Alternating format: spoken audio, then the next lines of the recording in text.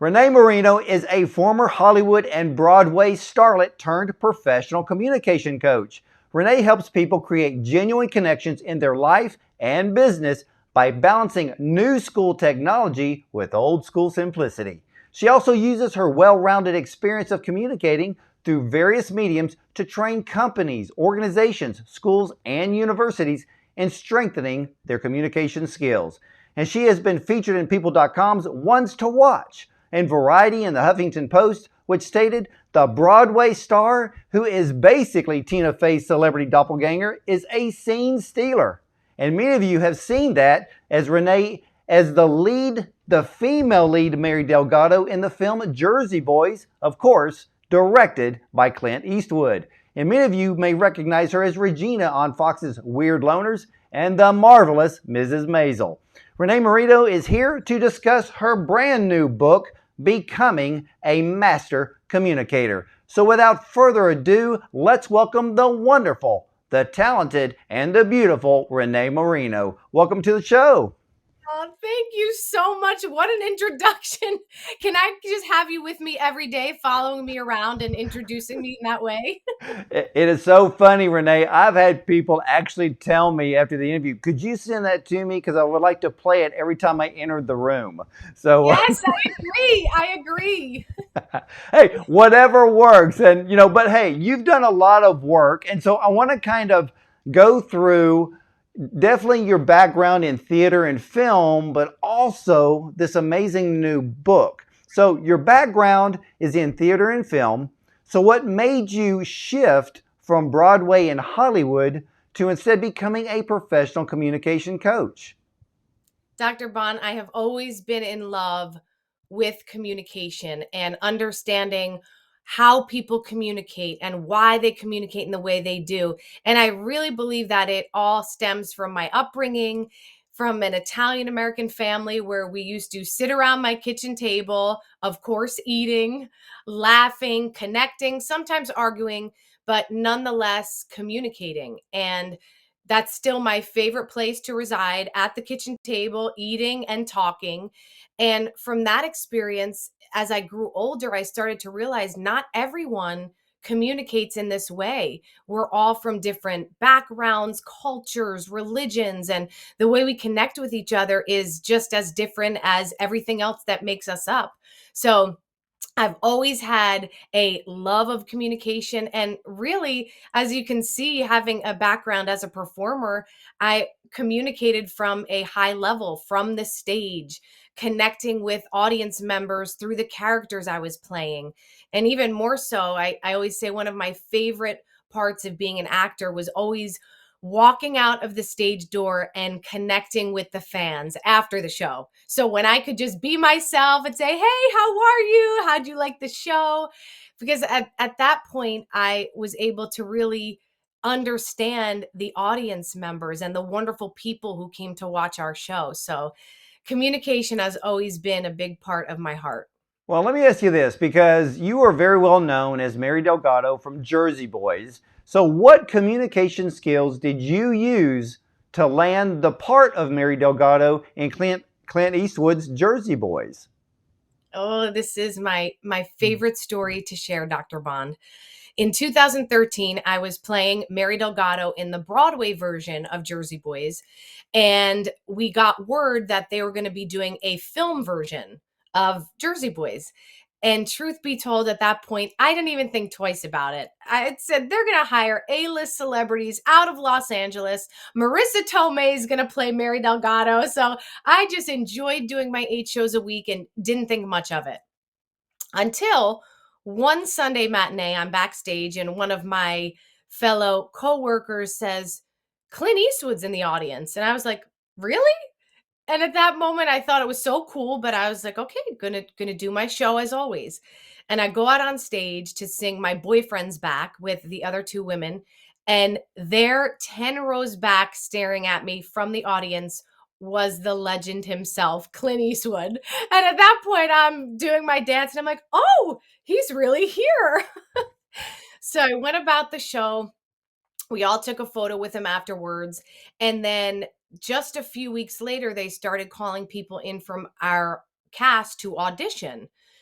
Now, at this point, I was thinking, okay, it'd be pretty cool to be a part of a movie. I had never done TV or film before, so for me, it would be a brand new experience. Well, then they put out a breakdown, which means a description of the type of role of the type of person they're seeking for the role for Mary Delgado, which meant that they hadn't found the female lead role yet. And I thought to myself, wait a second, how have they not found the woman who plays Frankie Valli's wife? So I gave my agent a call and I said, listen, I would love to just have the chance to audition for Mary. Let's see if we can get an audition. She said, I'm on it. Weeks go by. Every girl I knew on Broadway was getting an appointment for the role of Mary Delgado, but me. And you could probably imagine Dr. Bond at that point feeling like, okay, hold on. Something feels amiss here. Like I'm currently playing the role at the highest level I could be, yet I'm not getting an audition. And I know we've all been there at one point in our lives, not Broadway, but maybe in your specific situation where you're like, I am the person for this job, right? Why am I not getting the promotion? Why am I not getting called in the office by my boss to say, hey, you deserve to submit for this new job? So that's how I was feeling. And then I got a call from my agent saying, Renee, I don't know what the problem is, but they won't see you for the role of Mary. They said they will give you an audition for one of the angels who sings My Boyfriend's Back. And I hang up the phone, and to be completely transparent, because that's the only way to be, I felt my feelings for about 45 minutes and I cried and I sat on my couch and I was just like, God, what are you trying to tell me? If I can't get an appointment for a role I'm currently playing, then maybe I'm in the wrong business. And I allowed myself to feel everything I needed to feel. And then I physically threw my hands up, Dr. Bond. And I talk about this in the book. Physically, spiritually, emotionally, I threw my hands up and I said, what am I going to do? I did my best. I'm still going to go in and audition for an angel. So the day of the audition comes, and I'll never forget, it was down on Wall Street. And I'm in the room with the casting director, and he's telling me how he saw me perform the night before. He loved the show so much, even more than when he saw it 5 years previously. And then he says, Renee, would you like to sing My Boyfriend's Back first or read the scene for the angel? And at that moment, I literally heard this little voice within me say, you have to do this. It feels too right. And at that moment, I was speaking up before I even had a chance to intervene. And I said to the casting director, you know, Jeff, I was really hoping to come in and read for the role of Mary Delgado. And he looks at me and he goes, I was just thinking the same thing. And I was like, amazing, awesome. So I did the Mary audition that day. And I left there literally floating because I felt so happy and grateful that I just gained a new opportunity. Through speaking up, I opened up a door for myself. Not that I ever thought I was going to actually land the role, but I gave myself the chance. And that's all I really wanted. You know, we all have those moments in our lives where we have something presented in front of us and we can either run the other way or we could step up to the plate. And on that fateful day, I stepped up to the plate and I just felt so grateful for it. Well, what did Clint say to you? Oh, just wait. You're going to hear. So fast forward to about 2 weeks, I was at my childhood home in New Jersey, down the street from where the whole storyline of Jersey Boys takes place. And my agent calls and says, you're Mary Delgado in the movie. Clint Eastwood loved you. And I was like, ah! Just screaming.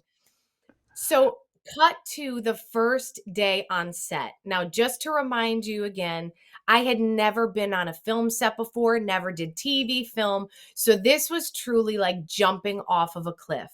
If I ever was going to have faith in myself, this was the day.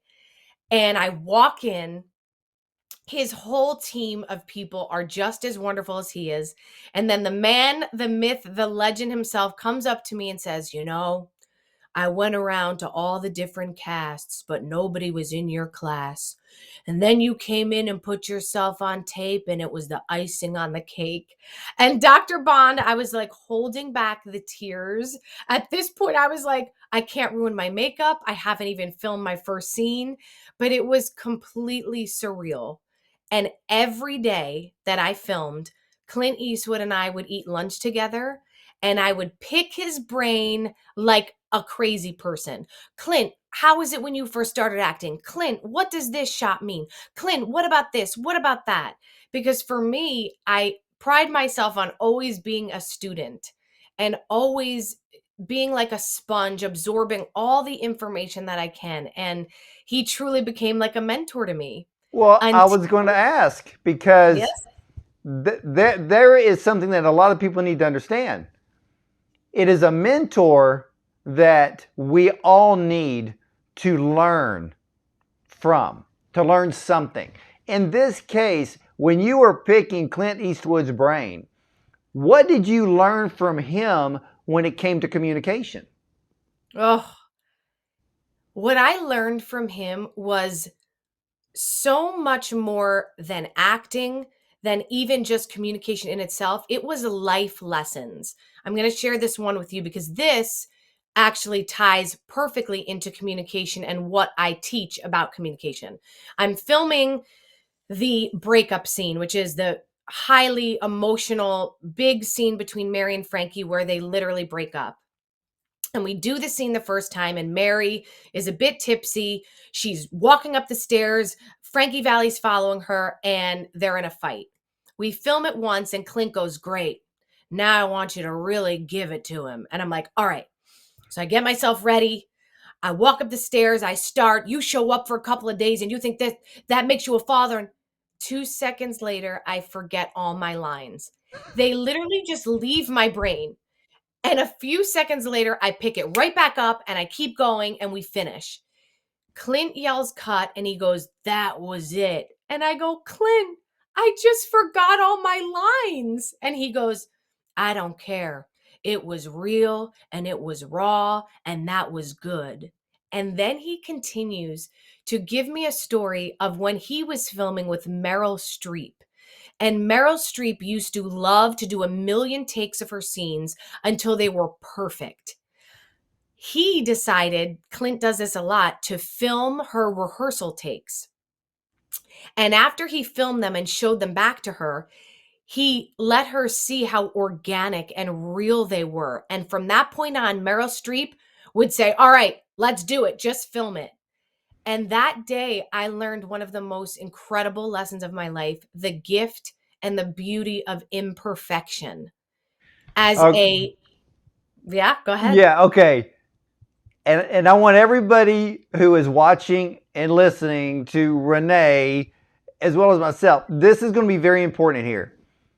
Imperfection is more powerful than perfection All because day, every day. because you being in communication, let's say someone's going to give a presentation and they've practiced and practiced and practiced and they could go in and do it perfectly, but it loses its engagement. It loses its realism. The imperfection is what, to me, and correct me if I'm wrong, brings in the human element to where it actually engages the person or the audience you're talking to. 1000%, Dr. Bond. And what I always tell my clients is this: as human beings, we are meant to be imperfect. And when we are going to connect with someone, whether it's virtually, whether it's in a live presentation, whether it's in a personal conversation face to face with your loved one, remember that what connects people is the human element, which means that we connect through our imperfection, through our vulnerability. So if we can learn to put that idea of perfection aside and lean into our authenticity when we make mistakes, when we flub our words, when we sometimes go off on tangents, that's where the true connection happens. That is where the powerful communication helps you to create those genuine connections. Yeah, and see, I can understand what Clint was seeing in that scene to where you're going to jump on Frankie Valli's case and then you forget your lines, but it was probably that moment of space that created the realism for that scene. Then when it came back to you, and that's probably what he saw. Because if you Of just course. remembered it all, it may have been too perfect. And it's weird because in television, in film, even in music, the magic moments usually happen based on a mistake that no one notices. Oh, you are so right. And in that moment, if you really think about any time you've been arguing with a loved one. When you're frustrated, sometimes what do? You forget what you're going to say. You're like, right? So he saw that. He saw, as he said, it was real, it was raw, it was good. And for me, all I'm thinking is, oh my goodness, I forgot my lines. It wasn't perfect. And he totally changed my perspective. And now I use that in my communication coaching when I help individuals to get on camera and be comfortable being their honest and genuine selves. It's so funny when I teach a workshop course called Connecting on Camera. And when I talk about this idea that when we flub our words and when we feel a little nervous and we say, hey guys, I'm a little nervous, those are the best moments. I always have that response that's like, what? Really? I thought I had to be perfect. And it's like, no, throw that out the window. And that day truly changed my life. So I like to say now, Dr. Bond, that I'm a reformed perfectionist.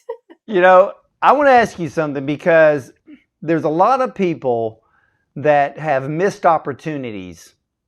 And here you are, you've been doing Mary Delgado on Broadway. And ladies and gentlemen, let me tell you something. You think television is it or film is it? If you want to know the best television and film actors, those are the ones that come from Broadway.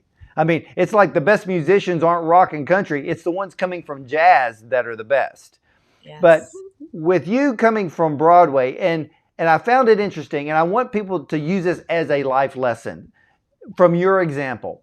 You're thinking that, hey, I am the best person for this part for that film. Why am I not getting a call?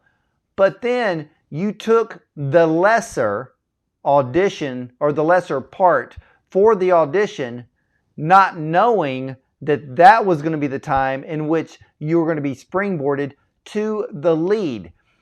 When you teach communication, do you talk to people or teach them about maybe taking the lesser road sometimes because that's the path that leads to bigger things? Because I believe that, a lot of people don't know the difference between being idealistic versus being realistic. We all have the idealistic dream, but the road from point A to point B is the realistic route. And that's when our eyes are opened. But when it comes to taking a lesser road, you can still use the right communication skills. And then from there, it's up to God to open up the bigger door, as he did in your case. Absolutely. Absolutely. And the truth is that the ability, there's two lessons in this story, and I want to make really clear because this is so important for everyone listening. The first lesson is the power of communication with myself, which I believe sets the tone for all of your exterior communications in your relationships. It all starts within first. And the fact that I have very strong communication with myself. I'm constantly checking in with myself. Renee, how are you feeling? What's going on? Something's amiss. I journal, I write about it. Waking up every day and asking yourself, how am I feeling? Before picking up my cell phone and going on social media, before getting on the computer and having 12 tabs open and my mind all over the place. I first get in communication with myself. And because I do that, Dr. Bond, I was able to hear that quiet voice of my soul speaking to me. And then because of my practice in speaking up and speaking honestly, I was able to do that effectively in the room that day. Because that's also what holds a lot of us back. It's like, oh, yeah, I mean, I want that opportunity, but I can't talk to that person. They're on a pedestal, right? Who am little old me? And it's like, no, who are you not? You have the right and the when you practice it and you gain that ability to speak up, then the world opens up. And the worst thing that could have happened that day is he said, no, I'm sorry, let's just have you do the angel audition. And then I would have said, okay, yeah, I would have been sad, but I still would have been proud of myself for giving myself the opportunity. And I want you to know this, Dr. Bond, as the filming went on, this is the best part of the story. I was eating lunch. Once again, I love to eat, my favorite thing to do. And I'm eating with Clint and the producer of the film when they tell me that Clint knew he wanted me for the film when he saw me perform on Broadway. Imagine my shock. I dropped my fork and I said, do you guys want to hear a funny story? I actually didn't even get an audition for Mary. The only reason I got to audition is because I opened up my big mouth in the room, and the two of them look at each other and they go, wait, what do you mean? We requested you specifically to come in for the role. And come to find out that day, what happened was there was a casting associate juggling a few films at once and just dropped the ball on calling me into audition. And I have chills right now, chills as I'm telling you this story, because this is such a testament to the fact that when we don't have the confidence or the ability to speak up for ourselves in moments, we can miss our once in a lifetime opportunities. And for me, that was the case. If I didn't speak up that day, I could have been sitting in the movie theater watching Jersey Boys, never knowing that Clint Eastwood was waiting for me to walk through that door one day. Well, you know what? One of the sayings that I always live by, Renee, is if you never ask, the answer is always no. That's it. And Yes. your story has so many elements. It is proof that you never know. Because I was sitting here the whole time thinking, well, if Clint saw you perform on Broadway, what was the holdup? Not knowing he knew he wanted you from the very beginning. Yes. And, it's always the people in between that can drop the ball. But in the end, it was your destiny and God made a way. Yes. That's just a fact. And, I love the art of communication. And, there's so many, books out there. I mean, my gosh, years and years ago, I took the Dale Carnegie course and absolutely hated it. After I finished the whole thing, I'm thinking, I didn't learn a thing. And I've learned more about communication since then. And your book is an absolute stellar read. And I want to ask you something because, it's so funny that, especially with kids in high school. Perfect example. They teach them nothing that they can use when they graduate. And that's just being honest. They don't teach them how to balance a checkbook. They don't teach them how to correctly fill out a resume, to dress the part for a job. They teach them nothing. And the biggest failure is this is the type of book that needs to be created as a class in high school, because that's the time now to train all of these young people to be great communicators. To me, you get the shy ones, they can be great communicators too. They just need a little help. And so when you go into schools and let's say universities, what are the things that you focus on to teach them? Yes. That is actually one of my favorite ways to coach is going into universities. I do a lot of company trainings because in companies, right? Fortune 500 companies and startup companies, communication is the foundation of all of that work. It all stems from communication. But to answer your question, when I speak to university students, the first thing that I talk about is communication with self. Because nowadays, so much of what my book is based upon is this idea that we are moving further and further away from authentic communication because we're moving closer and closer into the virtual world, right? And we're immersing ourselves in this virtual world, which, don't get me wrong, is such a gift. I mean, you and I wouldn't be able to do this right now if we didn't have this beautiful technology. But if we don't start to keep it in balance and consciously connect, right? Be conscious of when we're connecting, when we're going on social media, when we're emailing and texting versus when we're having an in-person conversation, then that's when the problems arise. And especially with university students right now, everyone has a cell phone. Everyone, if there's 2 seconds with something not going on, they're picking up the phone and scrolling and finding something to order online. So having that strong communication with self and starting your day with yourself first sets the tone for the rest of your day, and then allows you to be more aware of when you are picking up that phone and why you're doing it. Oh, absolutely. Well, let me ask you this, because you bring up new technology. You know, we now live in a virtual world. And even though technology keeps us more virtually connected with others, how do you believe it is at the same time keeping us more disconnected from other people? One way that I see a lot, and I touch upon this in the book, is I see a lot of people who have keyboard confidence, Dr. Bond, keyboard confidence, which means confident when they are behind a screen and with a keyboard in hand. They have the confidence to post something that they would never say in person. And I give a little practice in the book to keep yourself in check in this area, because it happens so commonly now because we're all online, Yeah. right? And we feel safe. We feel protected behind this screen because guess what? You can't jump through the screen and get me. So I have the freedom to write about whatever I wish. But I encourage you to ask yourself this one question before you post something, or before you text someone something, or before you write an email. Would I be comfortable saying this in person? And if the answer is yes, type away, text away.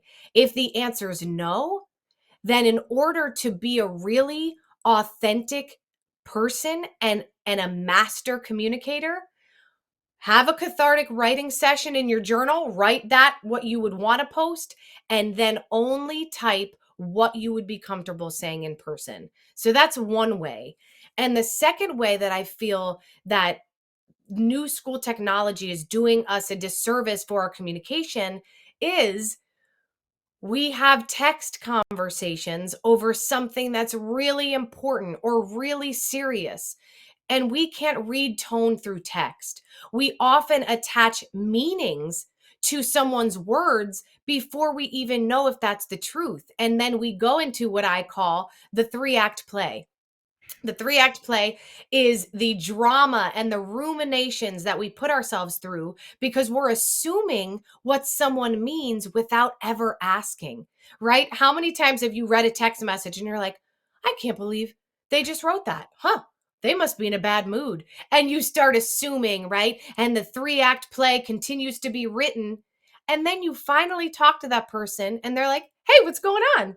And you're like, oh, that text you sent me, it seemed like you were upset. And then they're like, no, that was just a joke. And then you realize, oh my goodness, I have wasted hours on end assuming what this person's text meant instead of just either picking up the phone and asking or seeing them in person and asking. This is where the resistance is starting to happen and where I see a lot of people having issues in their relationships. Yeah, and I think one of the biggest shames in modern society is assumption. Yes, And yeah, assumptions. and you're Oof. right, the emails, the texts, the tweets. How many celebrities ended up being canceled because of typing one line or two on Twitter and then forgetting about it and then they dig it up 6 years later, and it's like, you're gone, you're canceled. And they're like, I don't even remember what I wrote or why. And so you're right. We need to think about what we type. And, for a lot of people being on social media, you need to realize if you're going to get into a conversation with somebody you do not know, you need to ask yourself, is this conversation even relevant? Will it be forgotten 5 minutes from now? If I reply to someone, and the thing about Twitter is this, it's a cesspool of trolls and haters and negativity. There's nothing positive on there whatsoever. So when you type something down, you need to ask yourself many questions. Is this relevant? Am I just getting something off my chest? Do I just want to be sarcastic to the guy's reply? In the end, it could come back and haunt you. Definitely. And we see it all the time now, right? And as you said, assumptions are the most dangerous things. I call it assumption animosity. And it's animosity that's being felt through assumptions without ever really knowing. And that's such a waste of time. And time in our lives is the one thing we can't get back. And I impress upon that so much in the book because I think time and our lives are so precious, right? And communication can be our greatest tool or our greatest enemy. And I really want to use this book as a movement to help people realize that communication is like breathing. We don't often think about it until something's going wrong. You don't really think about how you're breathing until you're getting a panic attack and you're like, right? I can't breathe. The same with communication. You don't often think about how you're relating to someone, or you don't think about how you're having conversations with people until a problem arises. And then you're like, I wonder why they said it like that. And then you start to hopefully look back at yourself and say, oh, could it be the way I approached this situation? Could it be the fact that they never even heard my voice speaking because it's all through text message? Yeah, so let me ask you this, because there is an absolute art to communication, which your book addresses. But we have lost as a society the art of listening. What happened? Oh, yes. Again, I have chill bumps. See, I always get chill bumps when something we're talking about is just perfect divine timing. Listening is the most crucial component to being a master communicator. And the truth is, nowadays, we all see it. We are all ready to jump in with our thoughts, our opinions, our ideas before ever really sitting back and actively listening to the other person. Stephen Covey says it so beautifully when he says, most people do not listen with the intent to understand, they listen with the intent to reply. And what I'm finding is so many of us get attached to our labels, right? Whether that's Catholic, Protestant, Republican, Democrat, woman, man, whatever the label is, it's so easy to be so closely attached to that label that you don't allow yourself to fully hear what the other person's saying. Because if there's something that is a difference than what you believe, you automatically turn off and you automatically think about what you're going to say next. So I think a great practice for everyone is to, first of all, ground yourself when you're speaking to someone. If you're sitting down, really feel your butt in the chair, your feet on the earth. And if you're standing, same thing. Feel like you're a tree rooted in the earth. Take a nice, deep, big breath and treat this conversation, even if it's someone you know very well on a deep level, treat this as if it's the first time you're hearing this person speak. And as they're talking and you feel yourself right away jump to a judgment or jump to saying, oh, I'm going to tell them what I believe. Take a step back, like emotionally, spiritually, just take that step back. Take another deep breath, like a full deep belly breath, and make yourself aware enough to say, okay, Renee, hear what they are saying. Actually hear what they're saying.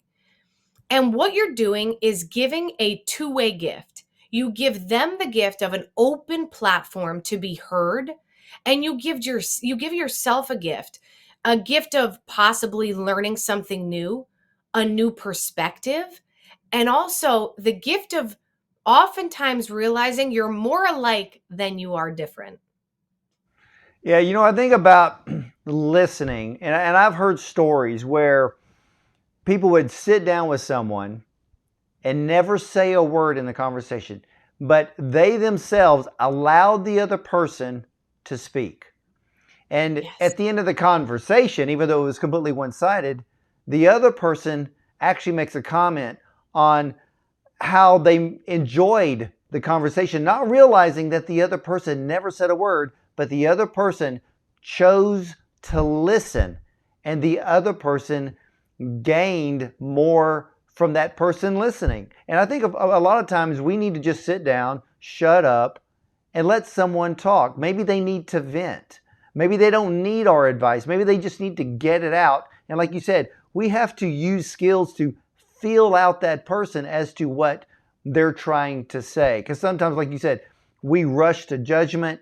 We rush to reply when we shouldn't be replying. Some people just need a listening ear. And I think all of us need to learn. We just need to be that, when that time calls for it. But I want to ask you something, because there's something that I see in society, especially online. And I am notorious for being on Facebook and sitting there reading other people's posts. And a lot of people don't realize that they're shaping their idea. They're shaping other people's ideas of them, and they don't know this. So like, there will be people on Facebook and I'm like, that person's always negative. Man, that person's self-absorbed. That person is this. Oh man. But the thing that gets me the most is seeing how insecure people are today. And I think that's why a lot of people rush to reply instead of listen, because there is an insecurity there. How do you, Renee, help people who are shy, who are insecure, to use these communication skills to give themselves confidence and courage? Wonderful, wonderful question. And you said when this interview started, I love that you said, even if you're shy, you can be a great communicator. And in fact, some of the shyest people are the best communicators because, as you said, they are sitting back and listening. So, that is the first thing that I always encourage my introverts to know, is that you have this wonderful gift. Sometimes I wish I could sit back more, right? I wish I had that ability to just really take a moment and not be afraid of the pause, not being afraid of stillness. That's what so many of us sometimes feel through this accelerated world of technology, right? I say it's like the universe, the technology use causes the universe to press the fast forward button on our lives. And you can feel it, I'm sure. If when I'm away from my phone, disconnected, I feel like the days last so much longer. But then when I'm working and I'm coaching and I'm on Zoom and I'm on the computer, I feel like, oh my goodness, it's already bedtime. Where did the day go? So being able to practice that stillness is actually a gift. So kudos to you, my introverts, because I see that as a wonderful, positive skill that you have. Yeah, And and even in business, the pause. And you bring up yes, something, people don't realize how powerful the pause is. So communication isn't just about speaking and never shutting up. It's about listening. But then you bring up something else that a lot of people need to realize, the power of the pause. Because the power of the pause, when we pause, the other person is going to be forced to react. And in business, if we're working on a contract or some sort, the pause, usually they say the one that blinks first loses. So there's power in the pause. yes. I just recently interviewed Chaz Palminteri, the Oscar nominated actor, if you know the movie A Bronx Tale, Bullets Over Broadway. And I interviewed him and we talked about how communication has helped him to thrive in his life and business. And he talked about the importance of being able to pause because he said this: how many times are you about to say something And words have power, right? We cannot forget how powerful words can be. And sometimes, if you're in a heated argument, you let those heated words come out and you can't take those back. So, being able to practice that moment of stillness, that pause, that could make all the difference for the rest of your life. And it's the same in being able to pause when you're about to type that post because you're a little, upset, or you're a little frustrated and you just want to go right for the jugular through a post. Being able to practice sitting back, grounding yourself, taking a deep belly breath can make all the difference for you. Oh, absolutely. It's funny because for all of us who watch television, or I should say movies, let's just say film, and you see a great actor and they're going through the scene, but the most powerful moment is not when they speak, but when they pause. Because then the viewer is watching and they're thinking, what are they thinking? What are they going to do? Even though they're acting, it shows you the power of silence, the power of pausing, because for a lot of us in the real world, it gives us the opportunity to think, to hold back, and not jump when we shouldn't be jumping. We should be, like you said, keep your feet planted. So I want to kind of concentrate on the people that are shy and introverted. How do you use the skills of communication and being an actor? Do you teach these people some acting skills to kind of pull a new person out of them to be courageous, to be confident, so when they talk, they don't speak with an insecurity? I actually teach quite the opposite because, going back to what we spoke about before, it's all about leaning into you, who you truly are, leaning into your authentic self. So I never want anyone to feel like they have to feel like they're acting. I want them to feel like, no, I'm being so completely myself. Whether I'm an introvert, an extrovert, that doesn't matter, but leaning into that vulnerability. So when I help my introverts with communicating, I give a great practice, and it's also in the book, but I call it an introspective video journaling tool. And I use the phone, our good old smartphones, right? Let's use it to help us be better communicators. We have this great thing on there, and it's a camera. And the best part is we can film ourselves and no one ever has to see it. And we can use that camera to simply film ourselves speaking. Because so often with introverts, it's really just about getting comfortable with putting the words out there. So, what I teach them to do is use the camera, hold it up while they're in their room by themselves. It could even be while you're doing other daily tasks, folding your laundry, and simply talk. Talk about the weather, how you had a fight with your mother, how you feel frustrated with everything in the news, whatever the case may be. And just get used to this idea of speaking it aloud. And then what you can do, if you choose, you can watch it back. And when you watch it back, it helps you to see yourself talking when you're in your natural element. Because oftentimes when no one's there, we can be ourselves. So maybe you talk with your hands like me. Maybe you actually don't use your hands at all.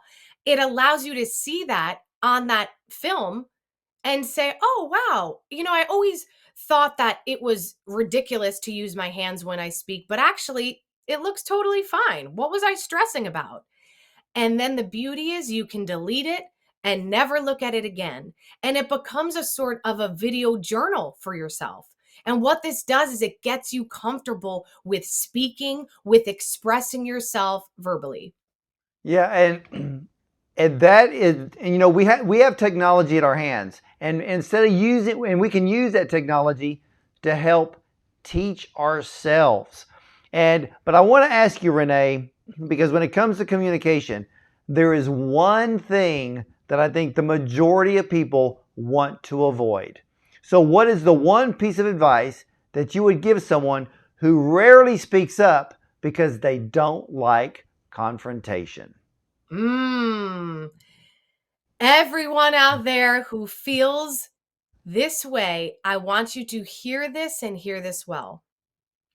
communication does not mean confrontation.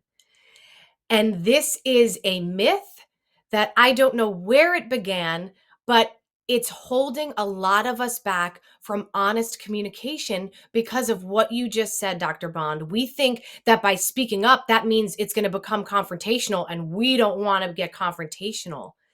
But they are not one and the same.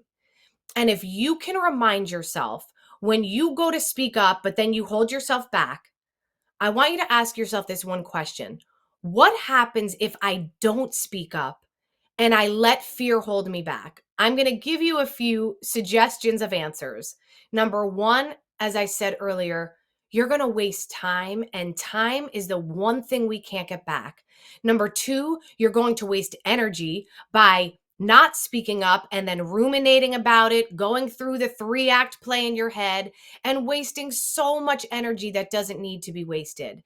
Number three, you're going to risk missing an opportunity. Missing an opportunity to, one, truly connect with that person. Two, be able to hold up a mirror for that person to show them where maybe their actions are not truly aligning with who they are. And that's a gift that you're giving them. So if you could think about actually the other person and take yourself out of the equation, that may help you to step up. And even though you're afraid, even though you feel fearful, doing it anyway and doing it imperfectly. Because so much of what I believe in and what I teach is about imperfect action. Taking that action, even when you're afraid, even when you feel doubtful, because I can promise you, after you do, if nothing else, you're going to prove to yourself that you can do in spite of the fear. And that automatically develops a nugget of confidence within you. And you bring up a great point too. By thinking of the other person, even thinking about their point of view in this so-called confrontation, by thinking of the other person, it helps us to come through with possibly a more positive response, which can diffuse the situation where it comes out for both sides to the good. So, like you said, the moment somebody feels like they're going to speak up or they say something, they're going to, cause a confrontation. My gosh, you could send a tweet out right now and cause a confrontation that you didn't expect. Yes. So it happens. But I know most of society wants to avoid, and like you said, they want to become keyboard experts, hide behind the keyboard because they feel that they have the power to say anything they want without any type of problems or trouble. But that's not exactly true. Ladies and gentlemen, right now you are learning so much about the art of communication. And what's better than learning it from an actor? Because that's what that I want to say talent is. It's the art of communication. Well, Renee, let me ask you this, because out of your whole book, and I want everybody to read your book, Becoming a Master Communicator, because everybody needs to learn these things. If it's to communicate with your family, your job, or maybe you have a dream or the desire of your heart that you want to go after, you've got to learn communication. But what is the one nugget that you could give all of us today from your book? What would it be? It would be to learn the practice of celebrating yourself. We are so good at beating ourselves up, thinking about all the things we didn't do, all the mistakes we made, and we completely turn a blind eye to all of the wonderful things we've done. So when it comes to communication, if you are someone where honest communication and speaking up doesn't come naturally to you, you're much more comfortable behind a screen, I want you to remember this. Any little step that you take towards becoming a master communicator, whether it's learning to wake up every morning and asking yourself, how am I feeling? And then taking 5 minutes and journaling about it. Or if it is that moment when you were going to text someone to address a situation, but instead you picked up the phone, I want you to celebrate yourself. Why is this important? Joseph McClendon III talks about this. And I love it so much because he says, repetition is, how does he say it? Repetition is the mother of all skill, and celebrating ourselves is the father of it. And he talks about how important it is. It's so important to celebrate ourselves and love ourselves and be like, kudos, great job, no matter how small you think what you did is. Because when you do that, all of a sudden your mind clues in to every positive thing that you've done. And now you want to do more of it. And you keep tuning into all more positive things you're doing. And now it's this excitement every time that you step up to the plate. It doesn't have to be perfect. That's the best part. Even when you get on a live video, even if you're afraid to communicate virtually, and you talk to your friends for 30 seconds on your Facebook page and it scared the crap out of you, but you did it, celebrate yourself, right? Celebrate yourself as often as you can. And I promise you, the more you do that, the more confident you become. And through that confidence, then you're going to start to communicate more effectively, communicate more authentically, and you're going to become that master communicator that is truly within you. Yeah, and ladies and gentlemen, Renee Marino's book, Becoming a Master Communicator. Renee, where is your book available for everyone to purchase? My book is going to be released January 25th everywhere, all over bookstores, Amazon, Barnes and Noble. And right now you can pre-order a copy. And when you do, you get these 2 incredible free bonuses right away. The first one is 21 ways to use communication to increase business opportunities. And number 2 is an introspective video journaling tool, which I touched upon in our interview. And all you have to do, you guys, just go to becomingamastercommunicator.com, and you can use that link to order the book even after the pre-order. All it is becomingamastercommunicator.com. All right, ladies and gentlemen, and I want to encourage everyone to purchase Renee's book. Again, Becoming a Master Communicator, and as she said, becomingamastercommunicator.com. And we're going to have that up on the screen for you. But I want to encourage all of you to purchase her book for one big reason. For you to gain knowledge to increase and make your life better. It could just simply be at home. It could be at your job. Again, if you're going after your dream, you have to learn how to communicate. And for those of you out there, I want to encourage many of you, get rid of the guilt. Get rid of the shame. Get rid of all those things that made you feel bad because of the words that came out of your mouth that you regret. It's in the past. Let it go. If everybody else remembers it, who cares? Focus on the future. This is about you. Now, for some of you out there, you feel like that you have no opportunities before you, and that's a lie. Many people live in a cage which has no lock because all you have to do, you're the one responsible to push that door open.